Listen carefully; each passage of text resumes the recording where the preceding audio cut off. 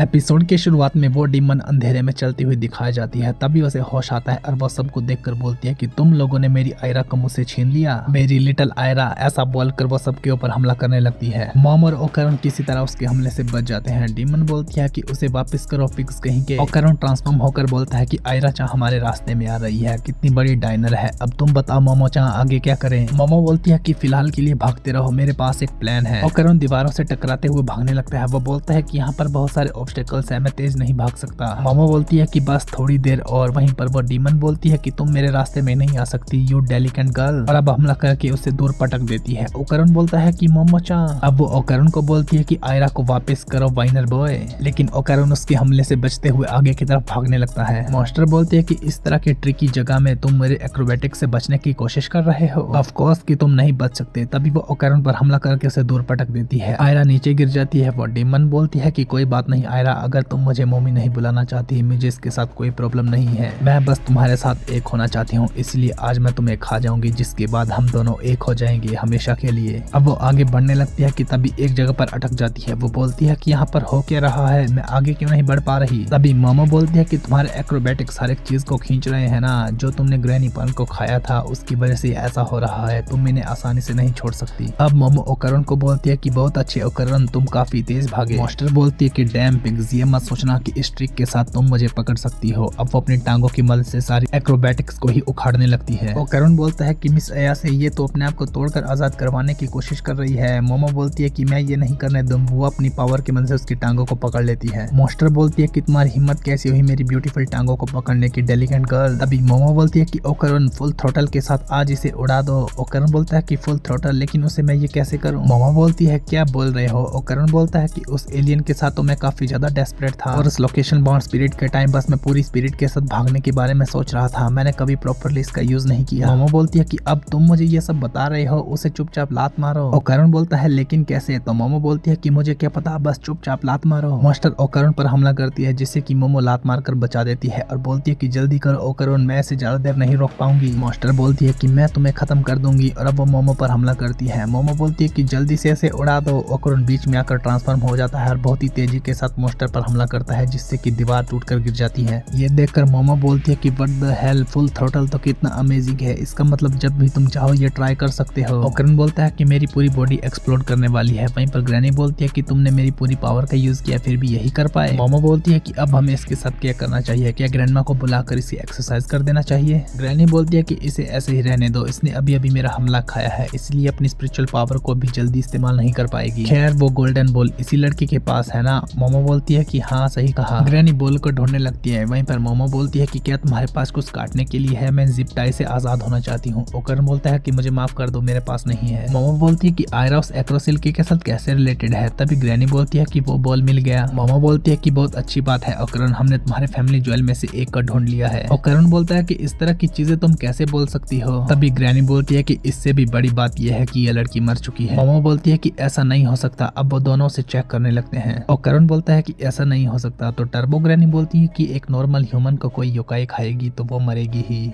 इसमें हैरान होने वाली कोई भी बात नहीं है। तुम में से एक के पास साइकिक पावर थी और एक के पास मेरी स्पिरिचुअल पावर, इसीलिए तुम दोनों बच पाए। मोमो बोलती है कि ओकरन क्या तुम सीपीआर दे सकते हो। ओकरन बोलता है कि मैं इस बारे में कॉन्फिडेंट नहीं हूँ। तो मोमो बोलती है कि मैं अपनी पावर की मदद से इसके हार्ट को मसाज करूंगी। टर्बो ग्रैनी बोलती है कि अगर ये मर चुकी है तो इसका दिल एक मांस के टुकड़े के अलावा कुछ नहीं, इसको मसाज करके कोई फायदा नहीं। मोमो बोलती है कि अगर तुम मदद नहीं करना चाहती तो चुपचाप बैठ जाओ। उसके दो सीपीआर देकर उसे मदद करने की कोशिश करते हैं। अब मोमो बोलती है कि ग्रैनी एम्बुलेंस को बुलाओ, तुम्हारे पास मीको का फोन है ना। ग्रैनी एम्बुलेंस को कॉल करने लगती है। तभी वो मॉन्स्टर वापस से उनकी तरफ आने लगती है। मोमो बोलती है कि डैम यू, हमारे पास तुम्हारे लिए टाइम नहीं है। ओकरन बोलता है कि मैं इसे संभालता हूँ मिस अया से, तुम अपना काम जारी रखो। लेकिन वो मॉन्स्टर बोलते हैं कि इस तरह आयरा वापस नहीं आने वाली, इससे भी अच्छा तरीका है कि मेरा ओरा आयरा को दे दो। ओरा ऑर्गेनिजम्स के लिए एक बैटरी की तरह है, बिना बैटरी के कोई भी मोटर्स नहीं चलती ना। आयरा का ओरा लगभग खत्म हो चुका है, तुम उसे मेरा ओरा दे सकती हो। तो मोमो बोलती है कि तुम मुझसे फिर से खाने के बारे में सोच रही हो ना। कि तभी वो मॉन्स्टर अपना मुंह उखाड़ देती है और बोलती है कि अब मैं लोगों को नहीं खा सकती, लेकिन अभी भी तुम्हें मुझ पर भरोसा नहीं, तो उस बीम के साथ तुम मेरा सर कुचल सकती हो।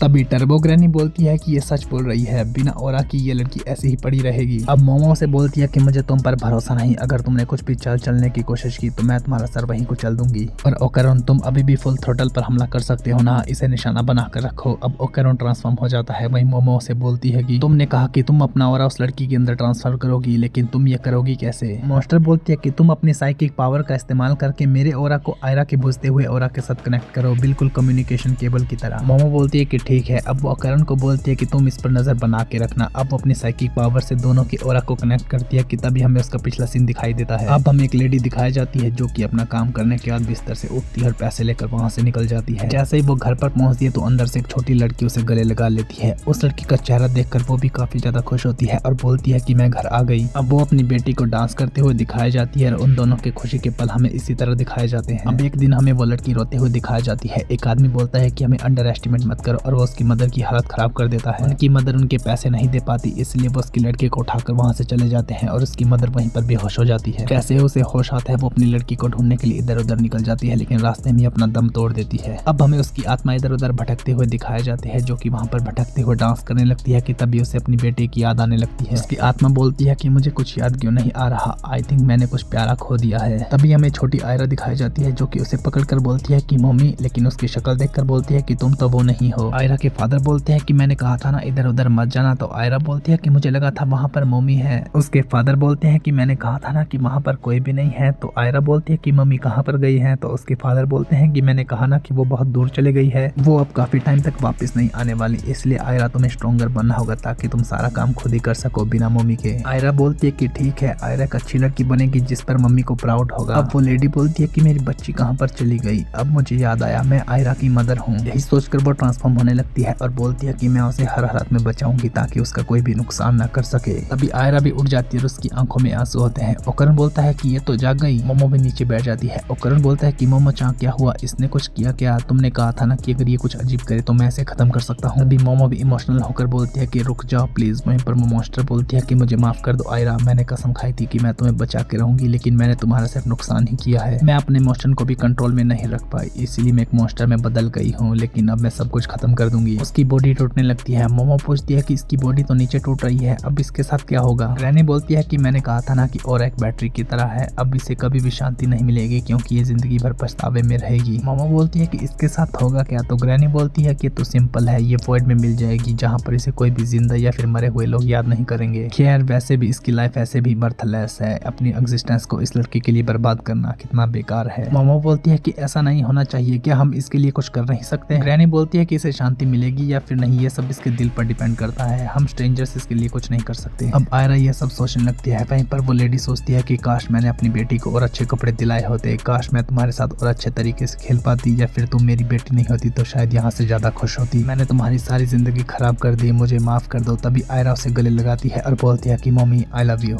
उसको भी आयरा में अपनी बेटी नजर आने लगती है, जिसके बाद वो उसे गले लगा लेती है। आयरा बोलती है कि इस यूनिवर्स में सबसे ज्यादा खुश हूँ। अब वो लेडी धूल में बदलने लगती है। आयरा बोलती है कि मैं तुम्हें कभी नहीं भूलूंगी, I swear. Okay guys, thank you so much for watching. यही था आज का एपिसोड। आई होप आपको ये वीडियो पसंद आई होगी। अगर आपको ये वीडियो पसंद आई है तो प्लीज मेरी वीडियो को लाइक, शेयर और मेरे चैनल को सब्सक्राइब करें। मिलते हैं नेक्स्ट एपिसोड के साथ, तब तक के लिए बाय बाय।